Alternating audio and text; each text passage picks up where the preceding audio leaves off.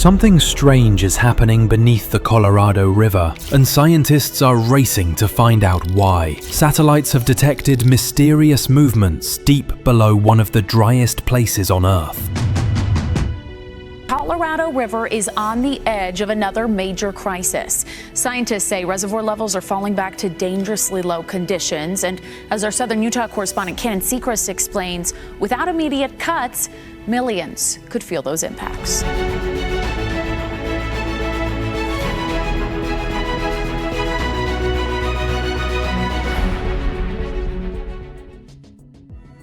The Colorado River, lifeline to over 40 million people across 7 US states and Mexico, is now showing signs of hidden instability. At first, experts believed the anomalies were linked to groundwater withdrawal or drought-related compaction, but recent data tells a darker story. In early 2025, NASA's InSAR satellites detected a series of ground pulses, subtle uplifts and collapses stretching from Lake Powell to Lake Mead, as if the crust beneath the river were breathing. The movements measured only centimeters, yet the pattern was unmistakable, repeating every few weeks in sync with no known hydrological process. To confirm, researchers at the US Geological Survey deployed new GPS and gravimetric sensors along the Glen Canyon fault zone. The results shocked them. The crust wasn't just shifting vertically, it was tilting, moving westward by several millimeters per month. That's the kind of slow, steady deformation seen before tectonic activation, the reawakening of deep crustal stress.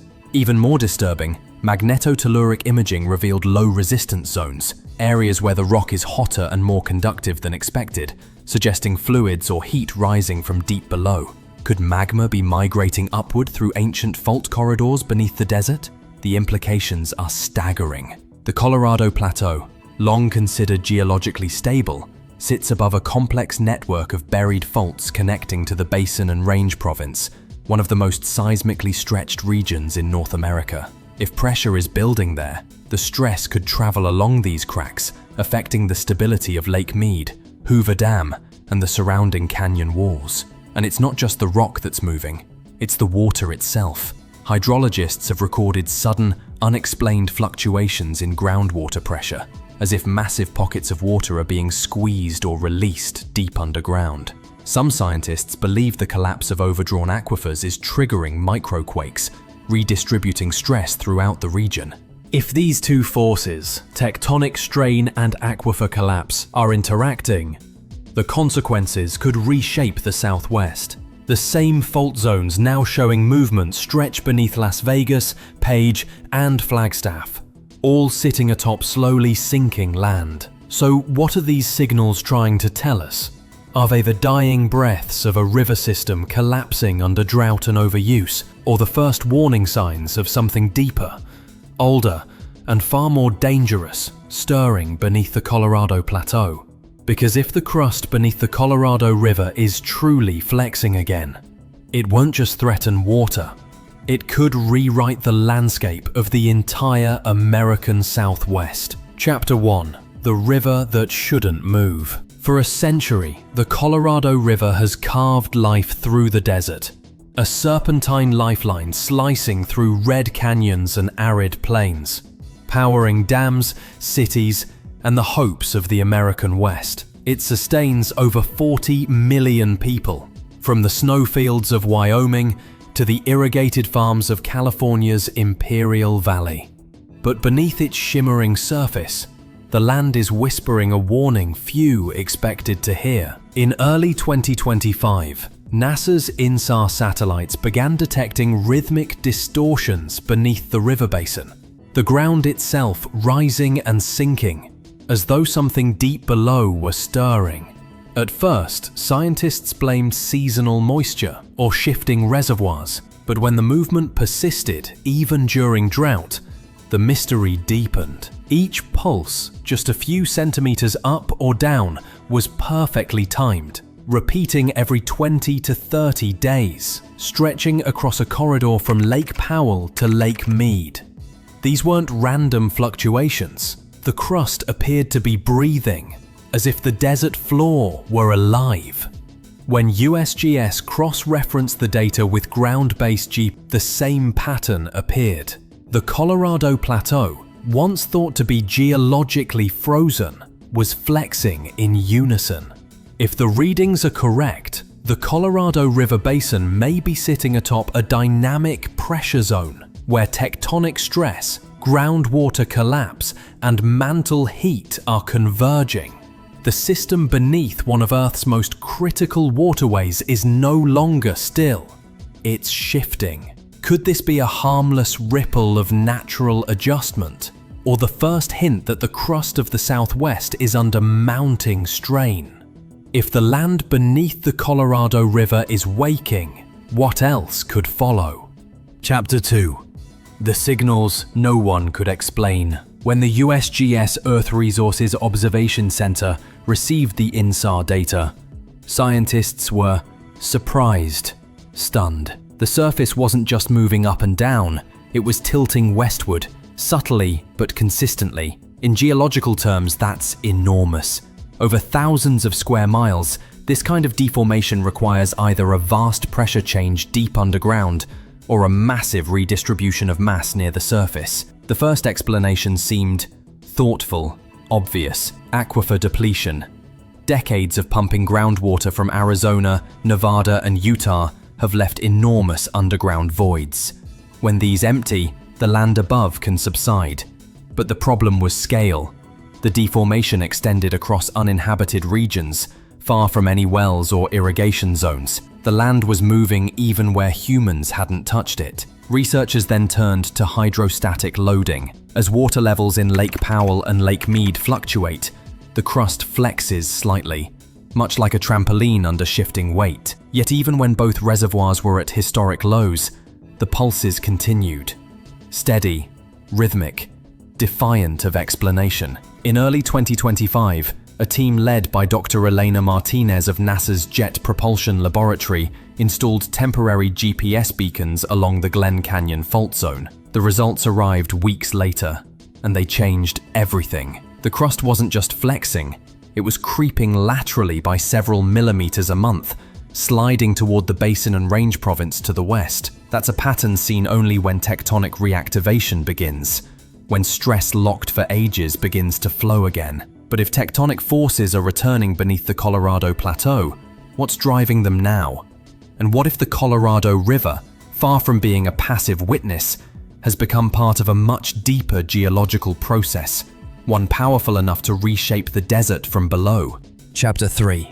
The heat beneath the basin. The breakthrough came when a magnetotelluric survey was conducted across the Colorado Plateau, mapping how underground rock conducts electrical current. What scientists found beneath the Glen Canyon Boulder City corridor was nothing short of shocking. A massive, low-resistance zone stretching nearly 60 miles wide and dipping deep into the lower crust. In geophysical terms, low resistance means one thing: heat and fluids. The crust beneath the Colorado River Basin was far warmer than expected, with anomalies reaching depths of 25 to 40 kilometers. At those depths, the rock shouldn't be this active unless mantle heat is rising.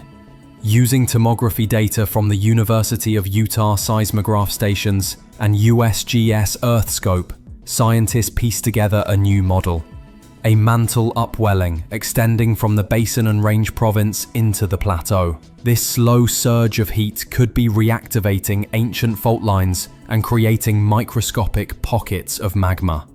The same kind of crustal reawakening observed beneath Iceland's rift zones and the East African rift. Some researchers now believe the entire Colorado Plateau is shifting from a static block into a dynamic stress field, its base thinning, stretching, and weakening. Satellite gravimetric readings show density changes beneath northern Arizona. The rock there is becoming less rigid, almost breathing, with the same strange rhythm first detected by InSAR. Even more unsettling are the microquakes. Small, deep, and long duration. These low-frequency tremors are typically associated with fluid migration, not brittle rock failure. Something is moving down there, slowly, persistently. Could mantle heat be pushing fluids upward into the fractured crust? And if so, Could this rising energy be the hidden trigger behind the rhythmic pulses shaking the river's foundation? The Colorado River Basin has always been a symbol of erosion, the river carving the land. But now, scientists suspect the process may be reversing. The land itself is carving back, reshaping the river from below. Chapter 4: Cracking the Desert Floor. By mid-2025, the first signs of something new appeared not in labs, but in the desert itself. Hikers near Marble Canyon began reporting deep, echoing booms that rolled through the canyons without warning. Locals in northern Arizona felt faint vibrations beneath their feet. Seismic monitors confirmed it. A rising wave of microquakes, stretching from Hurricane Fault near Zion National Park to the outskirts of Page, Arizona. These weren't ordinary tremors. They occurred in repeating clusters, short bursts followed by silence. When plotted on 3D models, the quakes traced a jagged line running parallel to the river. The fault lines beneath Lake Mead and Lake Powell are not random cracks. They are ancient tectonic scars, and now they're stirring. According to the Nevada Seismological Laboratory, land subsidence near Lake Mead has reached alarming levels, up to 30 centimeters in a decade, increasing with every drought cycle. InSAR time-lapse imagery shows the desert floor sagging, then rebounding, as aquifers drain and refill unevenly. This process, called elastic rebound, might sound harmless, but it isn't. When the weight of billions of tons of water vanishes during drought, the crust beneath unloads stress. When water returns, it reloads. That constant pressure cycling acts like bending steel. Eventually, something snaps. Hydrologists have a term for it: double collapse. Aquifers are caving from above while deep crustal stress pushes from below. Together they form a perfect storm of tension, the kind of condition that can destabilize entire canyon walls. And what lies at the center of this tension? Hoover Dam. The reservoir it holds exerts enormous pressure on the rock below, pressure that rises and falls with every fluctuation in water level. So far, engineers insist the structure is safe, but the geology beneath it may not be. If seismic energy is building in the underlying rock, or if stress is migrating eastward into the Black Mountains fault zone, even a small quake could test the dam's resilience in ways never modeled before. The signs are everywhere. Subsidence zones widening, microquakes increasing, and satellite signals hinting that the crust beneath the river is changing shape. Could this be the same process that once carved the Grand Canyon, beginning to work in reverse? If so, the Colorado River Basin may not just be shrinking from drought, it may be fracturing from within. Chapter 5: A River Under Pressure. The Colorado River Compact, drafted a century ago, assumed the river's bedrock would stay solid forever. It never imagined a future where the ground itself would shift beneath the water it promised to divide. Today, the river is under siege from every direction: drought, demand, and now deformation. Satellite records show that the crust beneath southern Nevada and northwestern Arizona flexes in response to changes in hydrostatic load from Lake Mead and Lake Powell. When water levels plunge, the land rebounds upward. When levels rise, it compresses again. That rebound releases tiny bursts of stress, imperceptible at first, yet capable of magnifying existing fractures. Engineers call it hydroseismic coupling, when the weight of stored water interacts with faults below. It's the same mechanism that triggered minor quakes near China's Hoover Dam in 2008 and India's Koyna Reservoir decades earlier. Now, US scientists fear a similar process could be playing out along the Colorado's corridor of concrete and steel. The Hoover Dam, an 85-year-old icon of American engineering, sits atop rock that is subtly breathing. Sensors embedded in the dam's abutments have recorded micrometric shifts, mere fractions of a millimeter. But in engineering terms, that's movement. Even the Hoover intake tunnels have shown minute changes in strain. Across the region, the problem compounds. More than 1,000 bridges, 5,000 miles of pipelines, and 20 hydropower stations are anchored to rock once thought immovable. Each was designed for static conditions. None accounted for a landscape that flexes like rubber beneath their foundations. Hydrologists warn that as aquifers collapse and the crust decompresses, stress migration could redirect strain toward populated valleys.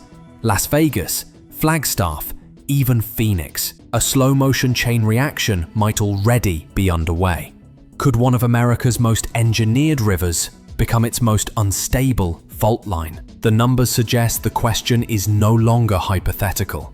The Colorado River isn't just under pressure, it is pressure, stored deep in stone, waiting to be released. Chapter 6. The quiet panic among scientists. Officially, there is no crisis. Unofficially, there's panic. Inside laboratories from Pasadena to Boulder, emails and encrypted messages trade fresh readings like coded warnings. NASA's Jet Propulsion Laboratory, USGS Earthquake Hazards Program, and the Nevada Seismological Laboratory are coordinating a multi-agency analysis of what they now call the Colorado Pulse, a recurring deformation wave rippling through the desert crust. Each new dataset deepens the unease. Ground deformation visible from orbit, low-frequency tremors spreading east and west, thermal anomalies climbing through the mantle, aquifers collapsing faster than models predict. During a closed-door meeting in Denver, one senior geophysicist reportedly said, "We've confirmed movement along at least 3 fault segments. They're quiet, but they're awake." A draft report leaked a week later warned of non-linear coupling between hydrological and tectonic stress within the lower crust. Translated, human water use may now be synchronizing with natural tectonic cycles, accelerating deformation. For the scientists who built their careers studying slow change, this is nightmare territory. InSAR time series plots show acceleration curves that shouldn't exist in a region this old. The data implies a feedback loop. Heat rises, crust flexes, water drains, pressure redistributes, and the cycle repeats, faster each year. Officials debate how much to reveal. A public warning could spark fear, yet silence risks disaster. Behind every chart lies the same question whispered through the research halls. If the Colorado Plateau has truly begun to move, how long before that movement finds a breaking point? And when it does, will the world's most overworked river system collapse quietly, or fracture the desert in a single, unforgettable moment? Chapter 7. The warning beneath the water. The tremors have not stopped. Beneath the sun-baked canyons and the shimmering line of the Colorado River, faint pulses continue to echo through the crust. A slow, deliberate rhythm that seems to match no natural cycle. InSAR satellites still record it. Ground sensors still feel it. But no one can yet explain it. Every new dataset adds another piece to the same unnerving picture. The Colorado Plateau, once called the most stable terrain in North America, is shifting in real time. The movement is subtle, just millimeters each month, but it's spreading. From Lake Powell in the north to the Salton Trough in the south, the crust rises and falls like a tide beneath the desert. Some scientists now suspect the pulses may be part of a far larger system, a continental feedback between the Basin and Range province, the Wasatch Fault, and the ancient mid-continent rift farther east. If true, the energy beneath the Colorado River is not isolated. It's part of a continental-scale adjustment that could reshape the interior West for centuries. Even more concerning, recent gravimetric surveys show that the land beneath eastern Utah is subtly tilting eastward, redirecting underground water flow away from traditional aquifers. If this continues, the region's already scarce water supply could decline even faster than climate models predict. In short, the land is moving, and the water is following. And yet, life above goes on as usual. Tourists drift through the marbled walls of Antelope Canyon, unaware that the sandstone beneath them is flexing. Hikers cross the Grand Canyon, not knowing that the fractures below are lengthening. Everywhere along the river, the surface remains calm, but the instruments say otherwise. So what happens when the breathing stops? What if these quiet pulses are not the tremors before collapse, but the geologic inhalation before something greater? Could the same forces that carved the Grand Canyon be stirring again? This time not in erosion, but in resurrection. Because if the land beneath the Colorado River truly awakens, it won't come with fanfare or flame. It will begin in silence, a whisper through the stone, a single deep exhale from the Earth's core, and then the Southwest will never look the same again. If this story made you pause, it should. The Colorado River is more than a river. It's a living fracture in the Earth's crust, a mirror of everything that connects life above to the forces below. And now, those forces are stirring. This isn't fiction. The signals are real. Satellite data, thermal anomalies, microquakes, all pointing to change already underway. The question isn't if this river system will transform, but how soon and what happens next. So stay informed, stay aware, because understanding what's happening beneath our feet is the first step in preparing for what's coming. Like, share, and subscribe to follow every new discovery, every satellite reading, every tectonic shift reshaping the American West. Because the next signal from the Colorado River Basin might not just change science, it could change the map of the nation itself.